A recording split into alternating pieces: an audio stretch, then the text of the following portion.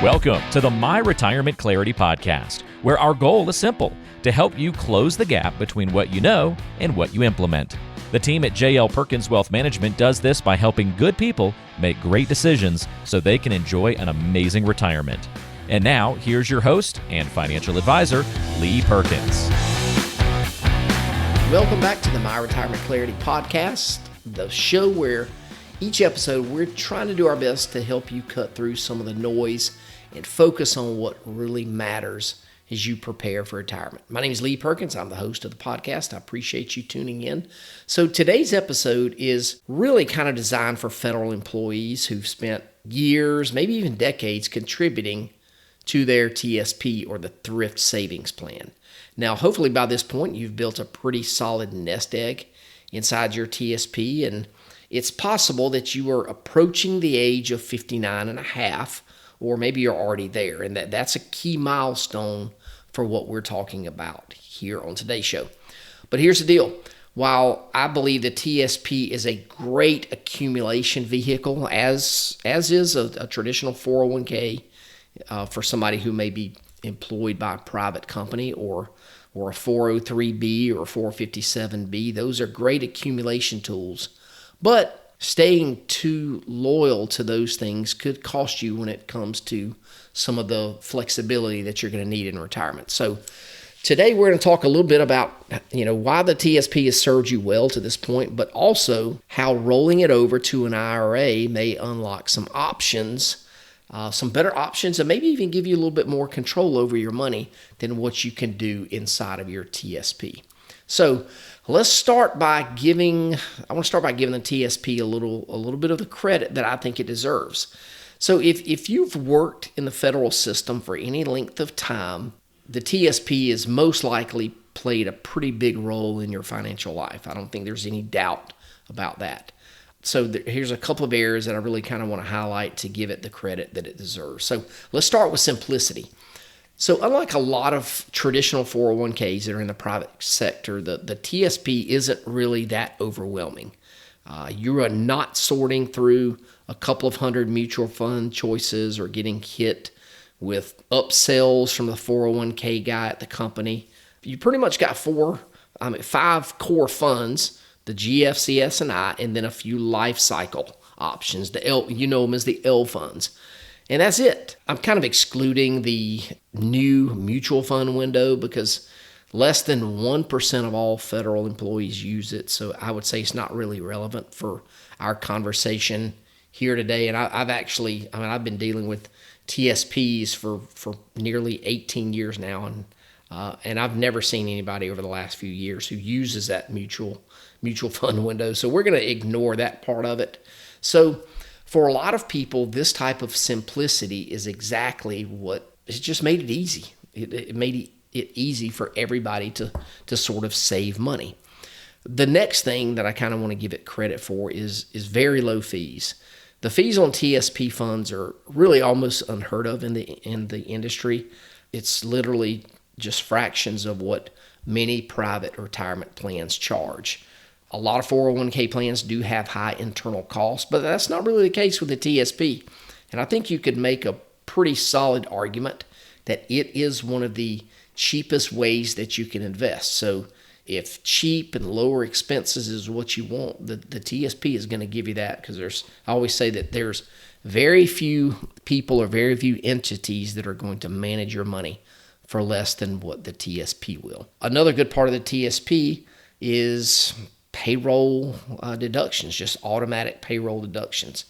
And this automation translates to discipline, and that's one of the big factors of people saving a lot of money. So with the TSP, money has been taken out of your paycheck really before you ever had to make a decision.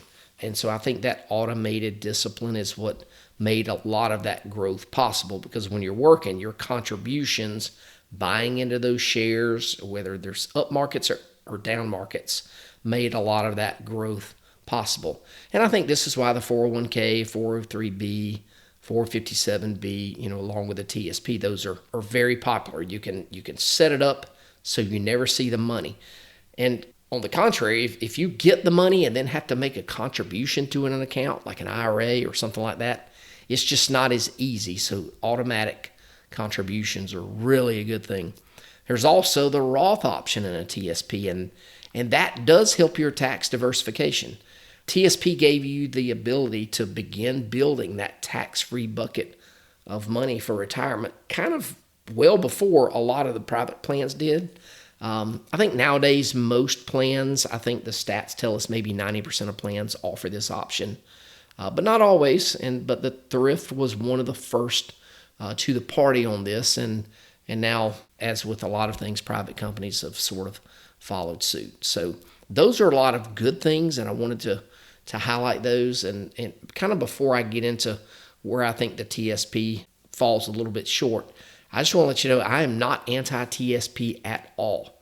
It's actually one of the most efficient and disciplined savings vehicles out there. But what got you to retirement, or what is getting you to retirement, is not always what gets you through retirement. So that's kind of what we want to talk about here in this next section. So let's turn that attention to where I believe the TSP falls short. So during your working years, it has served you well, but it was not designed with retirement flexibility in mind. It's not a bad product. It's not a bad vehicle. It's just limited. So first of all, the investment options are limited. Like I said before, there are 5 core funds and the L funds. And the L funds are nothing more than a predetermined allocation of the GF, CS, and I. And I'm not going to break down all those funds on the show here today. If you're familiar with what the TSP is, you know what those funds are. But the L funds are nothing more than target date funds, which have become very popular, in the last 5, 10, 12 years or so. It's just nothing more than a fund with a date on there that can be the date that you either are going to retire or the date that you're going to need the money. There's a lot of debate on what that date is, but the closer you get to that date, the portfolio is going to become more conservative. So it's not personalized to you at all. You just pick a number and leave it alone. So that's really it. There's no dividend-focused portfolio. There's no access to things like real estate or sector funds, none of that. And there's really no ability to build, what I would call a customized income generating portfolio like you can do in an IRA. And of course, one of the glaring things is the inflexibility of withdrawals. That's another limitation of the TSP. Monthly withdrawals have got to be set up pretty uniformly, and taking out an extra amount for a vacation or some other kind of unexpected cost, or a wedding isn't unexpected, but for something like that, it's not as easy as it is if you were making those withdrawals from an IRA. So it's pretty rigid, and as you can imagine, because it's a government plan, there's just little or no flexibility. And I think this is pretty important. It's a pretty big deal because life doesn't happen in equal amounts. Things happen. Things change, and flexibility is very important. And I always say in our office, we want to build in as much flexibility to our clients' plans as possible because life does happen. And I think probably what I think is the most glaring problem is the one I want to look at here. And that's there's no real financial planning integration. The TSP, they don't connect to your tax return or your estate plan or your income plan or anything like that. It's simply just a place to invest your money. That's it. In my opinion, for years we've always talked about the 5 areas of retirement that we help people with. Inside of an IRA, if you got money in an IRA, all of the parts can work together. But I've never met a single person that had a rep from the TSP call them and help them with anything else. And they can't do this because they don't know anything about you other than you've got half your money in this fund and a quarter of the money in this fund and another quarter of the money in the L fund. That is all they know about it. And so that's very limiting in my opinion. So in our office, we know more about our clients than the TSP knows about any of their clients. And I think that's a very fair statement. In fact, I know it is. We know our clients' families. We know their concerns. We know their hobbies. And we know what they want to happen when they're gone and how to get money to their beneficiaries. So we build our plans around all these concerns, and the TSP, they don't know that. They don't have a way of doing that. I'll tell a quick story here. I had a client, and we'll just call him Mike for the purposes of this conversation. He came to me just after turning 59 and a half, and his biggest concern, like a lot of people, is the likelihood of taxes increasing in the future. And I believe that. I think at some point in the future that we're going to have to pay the piper, and taxes are going to increase. So after we took him through our process and he became a client, we rolled his TSP into an IRA with his name on it, set up beneficiaries and all those kind of things. He got online access the same way he does with the Thrift Savings Plan. But we got a copy of his tax return and we added that to our planning software, and then we customized a plan for him to begin converting some of his IRA into a Roth IRA. And we did this at a tax rate that we were both comfortable with. And so we actually put together for him an 8-year conversion plan. And we're going to adjust that plan over time because, like I said earlier, things don't happen the exact same way every year. But doing this conversion plan over time, that's going to reduce the RMD that he's required to take when he turns 73, and it's going to give him a choice of where to pull money from in the future. And so that's the type of planning that just simply is not possible with a TSP. Yep, they got a really cool website. You can track all the funds and see what it made today, compare it with the other 5 funds, but you are not going to get this type of planning. It's just not going to happen. But again, none of these things are deal breakers alone, but together, I think the TSP limits your freedom, and in my opinion, freedom is what retirement should be all about. Hey folks, Lee Perkins here. I wanted to tell you about our brand new book called Next Phase: How to Retire in a Year or Less Without Regrets. It's all about helping you prepare for the next phase of your life, whatever that looks like for you. So, if you're ready to make the most of your next phase, or if you're already retired and aren't sure you're doing all you can to get the most out of your retirement, then you'll want a copy of this book. All you have to do is text Next Phase to 478-475-2050, and we'll send you a copy right away. You can also access additional resources and register for one of our upcoming workshops at our website, www.myretirementclarity.com. Thanks for listening. Now back to the show. Kind of to wrap up here a little bit, with all these limitations, a lot of federal employees hesitate or they're hesitant to move money out of their TSP, especially when they've been contributing this for decades and decades. So why is this? Well, I think the main reason, when I kind of look back on everybody that was hesitant at the beginning, the main reason is loyalty and familiarity, because it just sort of feels like home. It's always been there. You log onto the TSP, you get the statement, and it's just is what it is. You know what it is, and we can be honest with ourselves. Change is hard, but sometimes it's absolutely necessary. And so, in my opinion, loyalty alone should not drive your financial decisions. So, I think there's also the fear of doing something wrong. There's certainly a fear of triggering taxes or messing something up. We hear that from people all the time. And I've actually seen this firsthand. I met with somebody a few years ago. They retired, and we met with them, I don't know, it was a couple months after he retired. And he actually had $1 million TSP that he had moved to his bank. And he told me that he withheld the 20% because that's the mandatory federal withholding.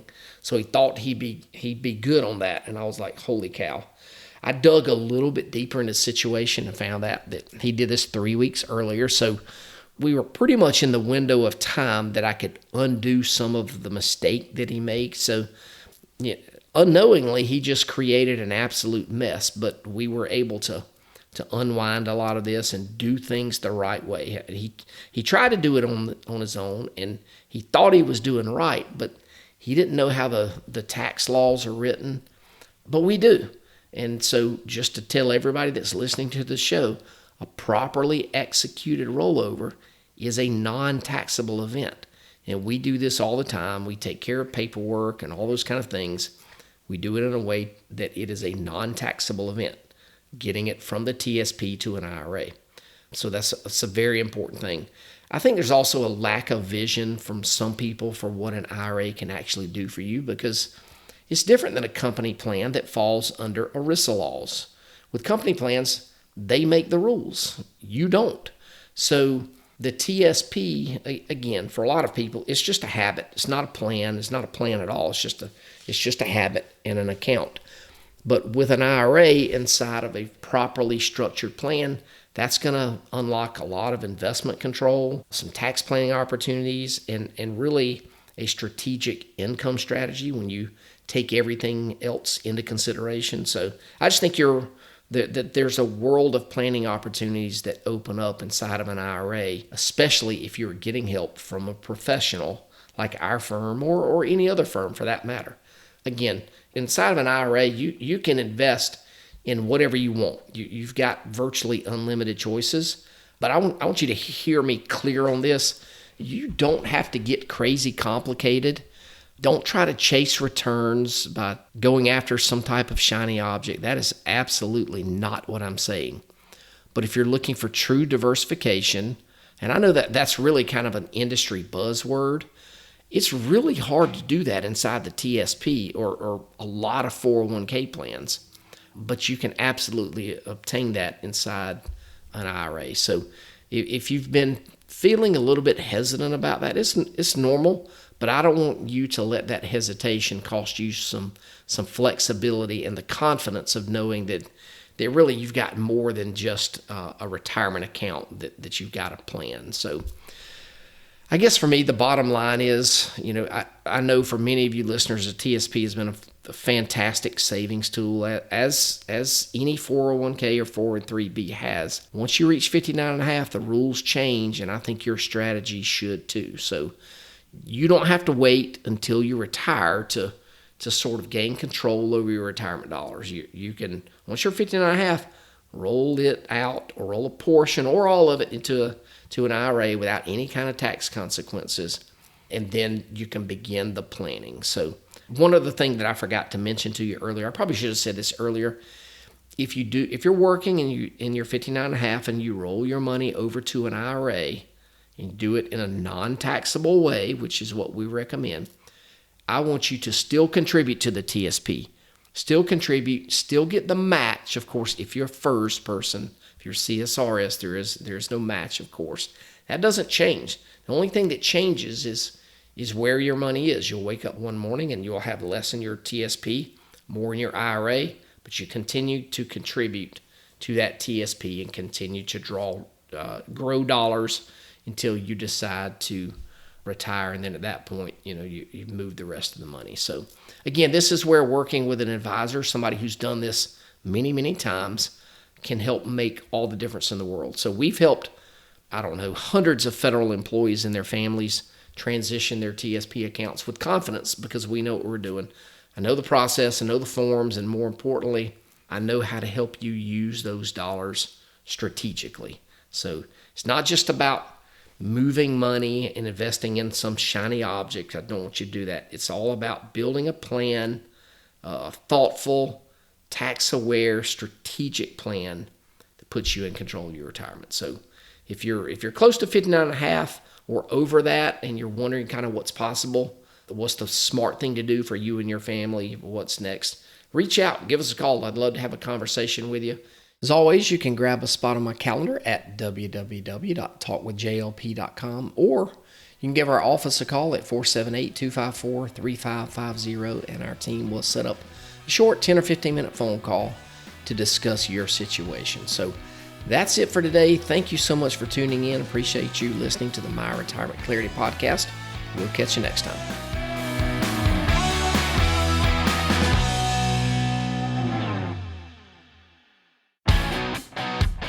Hey there, Lee Perkins here. If you're like a lot of folks, you've been listening to this podcast for a long time now, but I've got an important question for you. Have you implemented any of the ideas that we've discussed on the show? If you haven't, what are you waiting on? You know you're not getting any younger, so here's my challenge. Don't just consume the content. Our number one goal for this podcast is to help you close the gap between what you know and what you implement. So if you're ready to implement, take that first step today and visit www.talkwithjlp.com and schedule a 15-minute phone call with one of our advisors, and we'll help you close the gap between what you know and what you implement so you can enjoy the next phase of your life. Now is your time. Don't procrastinate any longer. Investment advisory services are offered by J.L. Perkins Wealth Management, a registered investment advisor and insurance agency. Information is for illustrative purposes only and does not constitute tax, legal, or investment advice. Always consult with a qualified tax, legal, or investment professional before taking any action.